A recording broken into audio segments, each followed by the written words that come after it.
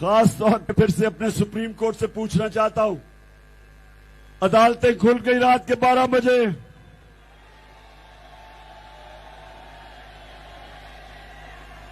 उससे पहले suo motu action लिया गया। जब मैंने देखा कि ये गेम हो रही है तो मैंने कहा कि सबसे बेहतर चीज ये है कि इलेक्शन हो जाए, अवाम को फैसला करने दे, जिसको अवाम चाहती है उसको प्राइम मिनिस्टर और गवर्नमेंट में ले आए। मैंने इलेक्शन का कहा, सुप्रीम कोर्ट ने सुओ मोटो एक्शन लिया। उसके बाद जो हुआ वो सबके सामने है, लेकिन मैं बड़े अदब से सुप्रीम कोर्ट से पूछना चाहता हूं कि एक जज ने कहा कि मेरे ऊपर आर्टिकल 6 यानी गद्दारी के ऊपर लगना चाहिए।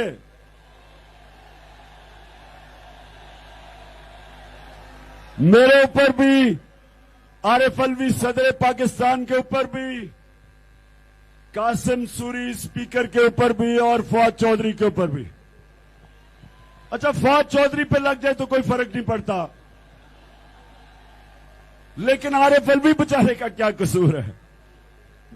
और फिर कासिम सूरी का क्या कसूर है? उसने जब मरासला देखा और जब उसने पढ़ा कि उसके ऊपर एक अमरीकी हुक्म कर रहा है कि अपने वजीर आजम को हटाओ, और उसके बाद अदम एतमाद हो जाती है, तो उसने कहा कि मेरी ओथ कहती है कि मैं पाकिस्तान की खुददारी के अगेंस्ट और फौरन मुदाखलत इस मुल्क में हुई, मेरी ओथ कहती है मैं नहीं जाता।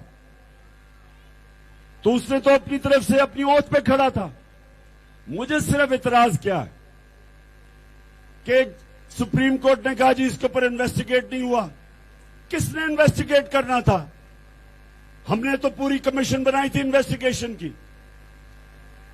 इस गवर्नमेंट आई, इन्होंने आतसादी खत्म कर दी। इन्होंने भी नेशनल सिक्योरिटी काउंसिल बनाई, उसमें कहा गया, नेशनल सिक्योरिटी काउंसिल में कहा गया कि मुदाखलत हुई थी और अमेरिका को डिमार्श किया गया। तो मुझे ये बताएं